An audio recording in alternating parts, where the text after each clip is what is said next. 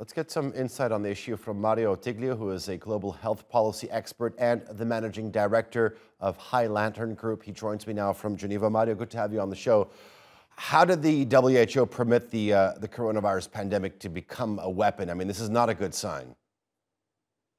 Yeah, good afternoon, and thank you for having me. Yes, I mean, let's say it became a weapon, and it's not a good sign, as you say. But on the other side, we have seen that the pandemic has created an interesting impact, right? A few years ago, global health wasn't really making the mainstream news. We have to admit that, and in the most unfortunate way. Unfortunately, I would say, actually global health is hit the main news. It's been covered everywhere. And it's shown that, the value that we place on health needs to be radically reassessed. So, the main discussion, it's around funding, and it's around what WHO needs actually to do better. And we need still the billions that if we are to respond to a crisis like this one, or even a worse crisis like COVID. But yet, like this pandemic has shown that the billions that we need are nothing compared to the trillions that you lose from jobs, from stimulus packages, from human lives lost. So I would say, yes, it's not a good sign, but it was a necessary step to finally bring that this issue, right? That health is really a critical factor. I understand that the organization needs to sort of go through a reassessment, especially when it comes to funding. But do you think that the organization, that the World Health Organization, partially failed because it's not designed to be independent?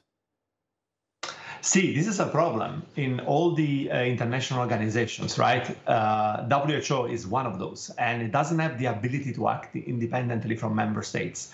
There is a sovereignty issue, and that's why, most of the time, at least I like to say, when you look into the pandemic, yes, the lack of independence, it's an inbuilt problem, and that's why it's a shared responsibility between governments, so the member states, and the actual organization. So the failure to invest in response, in preparedness first, and in response, it's really like it was a glaring symptom, right, of the world that did just not to know how to approach right to this issue, because we thought we were prepared, but we were not. And yes, and it's shared, and independence is part of the problem, but not everything. Let's talk about lessons learned. I mean, what was perhaps most apparent, there were wealthier countries making deals for themselves and leaving out the sort of less fortunate, poorer countries.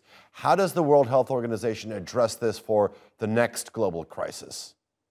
Well, I mean, they've learned, first of all, and there was like a big panel a couple of months ago coming out and saying, speed was of the essence. So this is a very important, I think, main criticism, right, from WHO that needs to be addressed in the future. But then when it comes to the country, I mean, we thought it's a mindset shift, right, that needs to happen. And I have 2 points on this. The first one is that we thought that we had learned from the lessons of the previous pandemic in 2009, the H1N1 flu pandemic, when industrialized countries took all the vaccine first.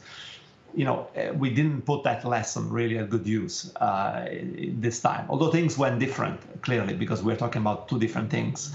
But then the second one is that, what WHO can do in terms of, like steering, shepherding, if you want, is that we need to make decisions with low-income countries in mind. We don't need to think about low-income countries just, when there is a crisis.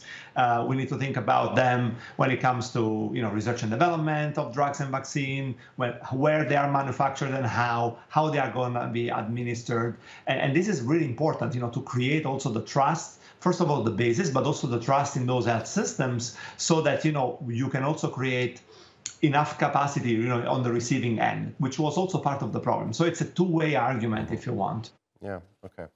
Mario Ottiglio, thank you very much for joining us here on the NewsHour. I do appreciate the analysis. Makes great sense.